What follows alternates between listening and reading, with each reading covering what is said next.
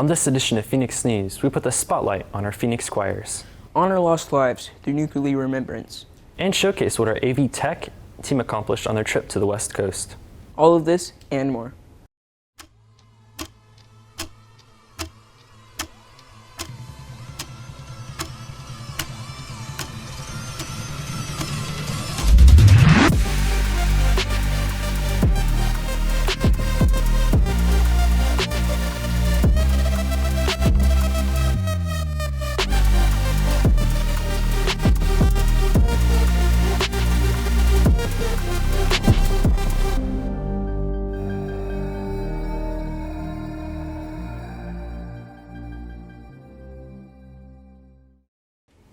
Welcome to Phoenix News. I'm Elijah Houston. And I'm Noah Presnell. Man, there sure has been a lot going on this month.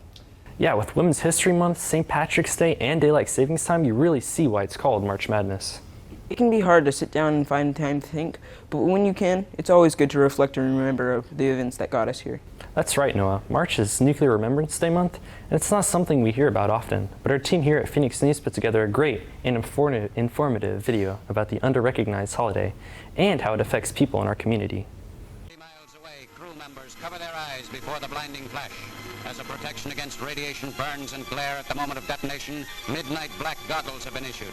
The sun is barely discernible. Now, target below. The bomb bay doors open. The target area is clear. 1 second to go.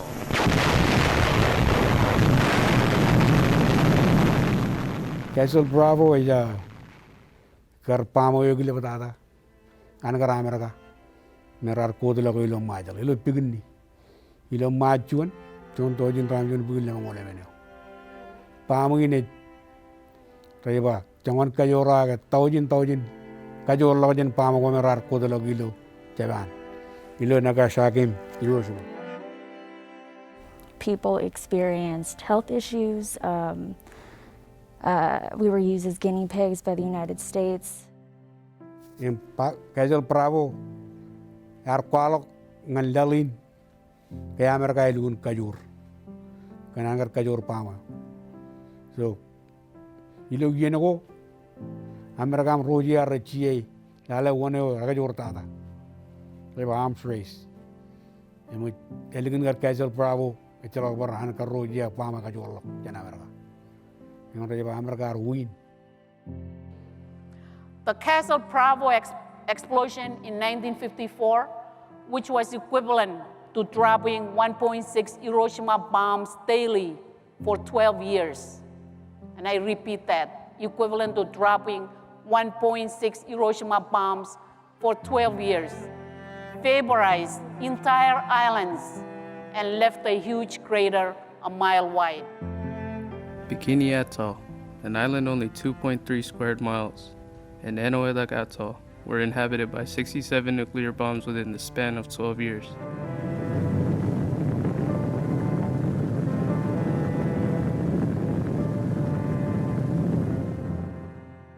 Those bombs vaporized whole islands, carved craters in our lagoons, and exiled hundreds of my people from their own homes. In preparation for the test, the people of Bikini Atoll were moved in 1946 to other atolls and islands in the RMI, where they remain today. The U.S. dumped all the radioactive waste along with 130 tons of irradiated soil from a Nevada testing site into a dome. This concrete dome is known to the Marshallese people as the Tomb. Because a lot of people are saying that the bombing only affected the 4 atolls, Rongelap, Uduruk, Pigini, and Eniwata. But I believe the bombing affected all the Marshall Islands. Hilda Heine, former president of the Marshall Islands, said in an interview, "We don't want it. We didn't build it. The garbage inside it is not ours, it's theirs." The damage caused was not only physical, but affected the lives of every Marshallese person. And there's something good for mankind, and that this experiments here at Bikini are the first step in that direction. It's already good, and they're willing to go, and everything is God's hand. I am from Chaluch. It's probably maybe 1,000 miles from Bikini. So maybe a lot of people said that bomb wouldn't fall over there. But why is it that I have a grandpa that died of leukemia, cancer, and I have an uncle that died of ALCS, cancer, and I have a nephew, 13-year-old, that died of cancer. I could go on and on. So when I was little, my mom used to be really involved in the community. She would always teach me about things like it's important for elders to pass on stories, to pass on our history. That way, for generations to come, we would never forget what happened to our people. Sometimes it makes me mad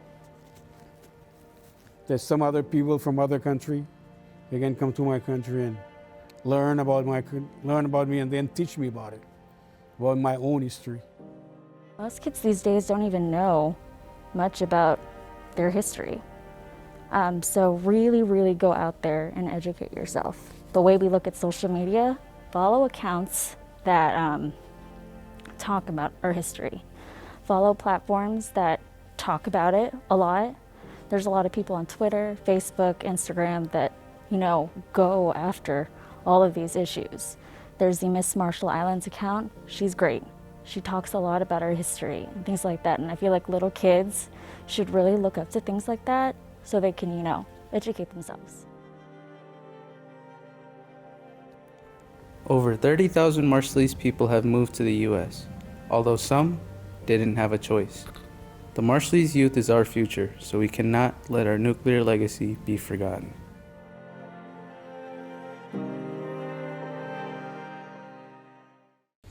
I'm glad we could bring these dark events into the light for others to share their loss. Our hearts are with those affected by these tragedies. We really appreciate everyone who worked hard to put that video together. In more lighthearted news, DTSY is hosting the region of choral performance assessment this year. Our choir singers, as well as others across the state, have been working hard all year for this event. We want to show off our students' hard work and wish them good luck for their competition. It's that time of year at DTSOI, where our choral programs are about to perform at CPA, also known as Choral Performance Assessment. We here at Phoenix News got to catch up with some choir students to learn what is CPA.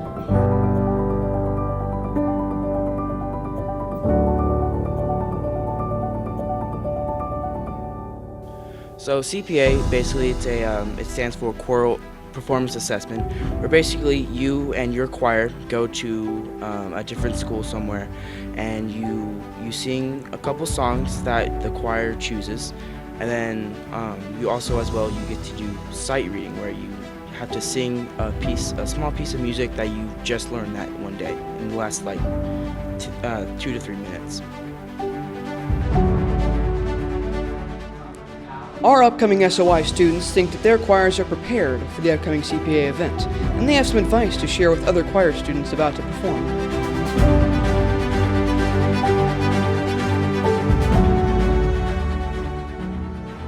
Probably don't just use your school time or class time, because other schools, they've had more time based on our block schedule. They've had more time to practice than we have, so working at home and our free time is key. I feel like it's important to work together as your choir. It's a performance choir for your entire choir. So it's important to work together fluently and just try to stay together.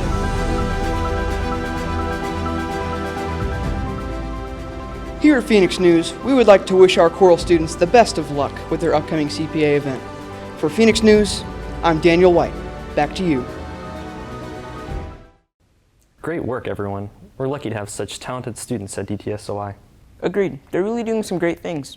Speaking of great things, DTSOI's Rocket League squad, the Happy Penguins, grabbed the win in their recent esports tournament.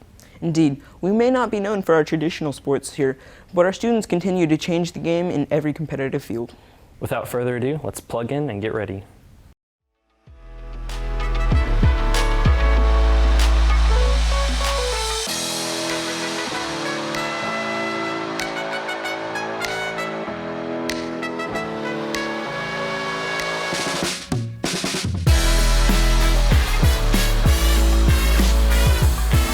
So the program actually here at SOI started as an East project by one of our students. He really wanted to get into competitive esports and talked to Miss Eaton at the time and saw what they could do to get the program started.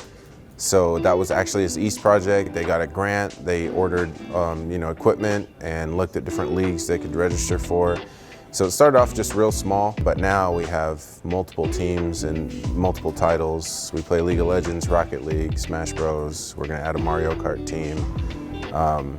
And so it's just grown and grown to us winning some state championships and making it to the finals pretty much every season. We're going to be having an esports event at the school. A team will be on stage playing in front of the hopefully large crowd that we'll get. Esports has grown a lot since it first began a couple years back. I remember us just sitting in a small little room after school every day trying to figure out how to get everything to work, and now we're having a huge event on stage, so it's definitely come a long way since we first began. I'll be up on the stage playing with 2 other people that are also on my team. We are starting to really focus a lot on production now. We're really working on getting our stream going on Twitch, advertising.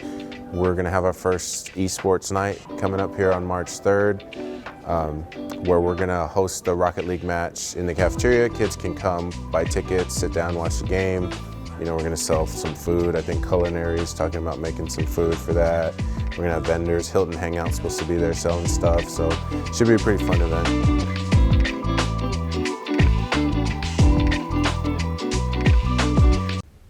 A big congratulations to the Happy Penguins. Our team always makes us proud. Another DTSOI team that brought home a great performance was some of our upperclassmen AV Tech students. Yep, they traveled all the way to sunny Long Beach, California to compete in the Student Television Network Challenge, an event that pulls students from all over America. We're excited to see what they came up with their time in the sun.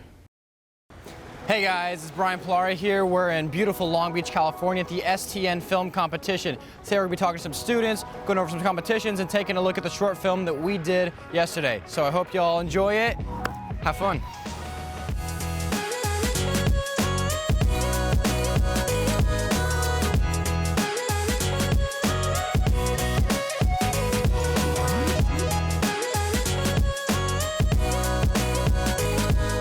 Here at the STN Convention, we are competing in 2 different competitions, the Crazy 8 short film and the short commercial.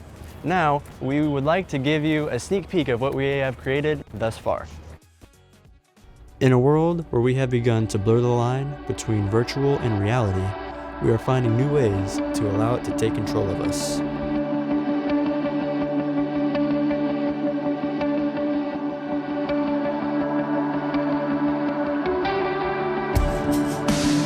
It's just enough to be wild for the evening.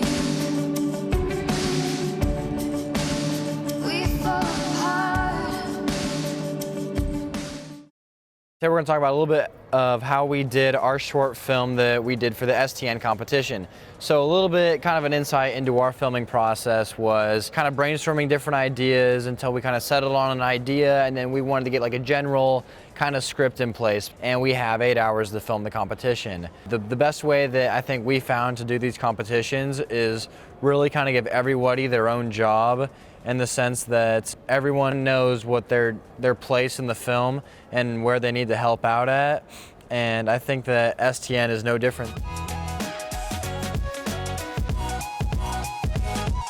Honestly, this event so far as a whole is amazing. Being able to come out here with all my friends and family from school is amazing. The school sees the potential in all of us, and the fact that we're able to compete against all these other schools in the country is just awesome to me. The hype that you get from cheering with your school, the ability to see and communicate with kids from across the country who are just like in a whole different league of their own is just awesome. It's really awesome to be here. Lots of great opportunities for filming. Just going around, you're like, man, that's a really good thing to film. You whip out your camera or whatever. So I'm getting a lot of experience doing things I haven't done before. Like doing a morning show in 8 hours is crazy and really fun. And you learn a lot, like how to collaborate with your team. And so it really just bonds you as a program. It's really nice seeing other students like across the world. I mean, I did not expect 1,400 students to be here, and just knowing that there's that many kids that care so much about TV and producing and creation is just insane. And like, it's really cool seeing other people because like, you know, they're just other kids. It's not like they're like enemies. Thank you for joining us on this amazing trip to the beautiful Long Beach, California. We're all truly grateful to have been given this opportunity to come out here and show what we have to offer. We will see you back at home.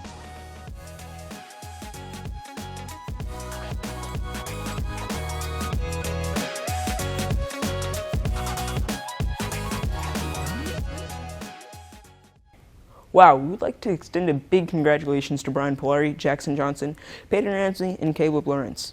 What a great way to finish our senior year by finishing second in the nation. Stay tuned and we'll be right back after a quick word from our sponsors. We came to Arvest Bank to see what makes it different. It's a community bank that really reaches out to the customers to make them feel special. I feel special every time I come in here. They want to be involved in the community and want to be part of the community. They support our university, our athletic department. They've told us that they could have a fleet of volunteers there to help this year if we needed. I see them at a lot of our Hispanic community events that we do. I can't think of another bank in the city that has such a big community presence as Arvest. Arvest Bank, our customers say it best. If you want fast, easy, and affordable service, visit McClarty Daniel. Keep your vehicle running like new in our state-of-the-art service facilities. We know your time is valuable. Our factory-certified technicians with decades of experience will get you in and out and back on the road quickly. We service all makes and models at our 6 convenient locations in Bentonville and Springdale. Open 6 days a week. Visit McClartyDaniel.com to schedule your service appointment today.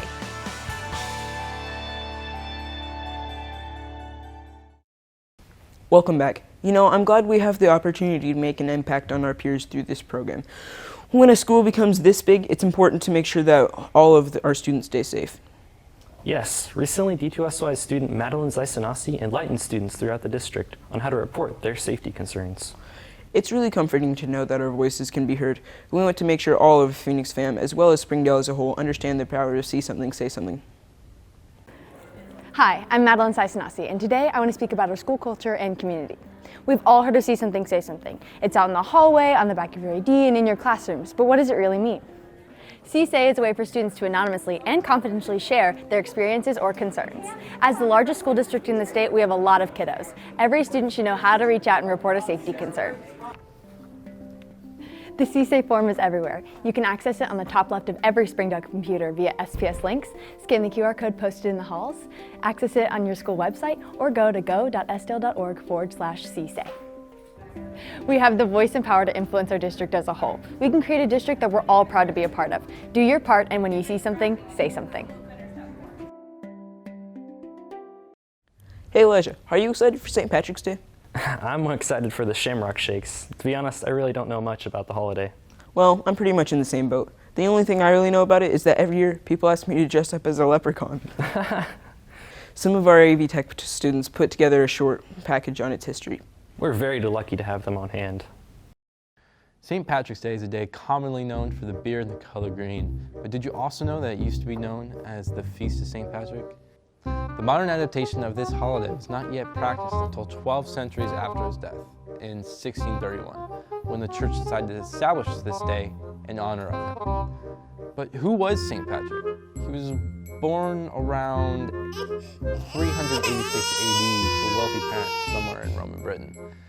But at the ripe age of 16, he was kidnapped and brought to Ireland as a slave for 6 years until he escaped. 24 years later, he returned and brought Christianity into Ireland. Now, 12 centuries later, Ireland had mostly become Catholic at this point and wanted to celebrate who they credited for bringing in Christianity. But years into the future, many of the Irish started to immigrate to the United States, and their celebrations started to spread. And as the United States started to adapt this holiday, they naturally commercialized on it and created the St. Patrick's Day we know today. On the topic of luck, aren't we lucky to have such great teachers in our building? We really are. One we'd like to highlight this episode is a very essential part of our team. From computer science to coaching esports, he does it all. Here's March's influential teacher, Mr. Sniff. So I always loved stories growing up. You know, my parents were both teachers, and so we had a lot of books around the house, and so I was always reading books and just really enjoyed them. But also, when I was real young, my grandparents came to visit us, and they really were nice and gifted us a computer.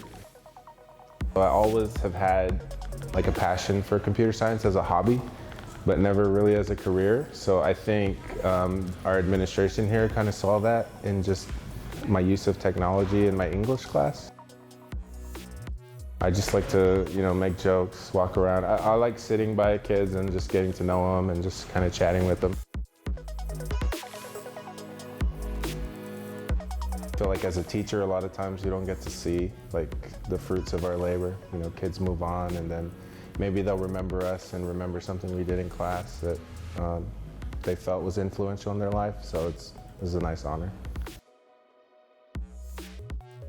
The most rewarding thing is when you really see it like click with a kid, like they really get it, and you see them just take off with it. Like they learn a concept and they're like, oh, it makes sense, and then they start building their own games or building their own programs just for fun because they understand it better and it's exciting to them.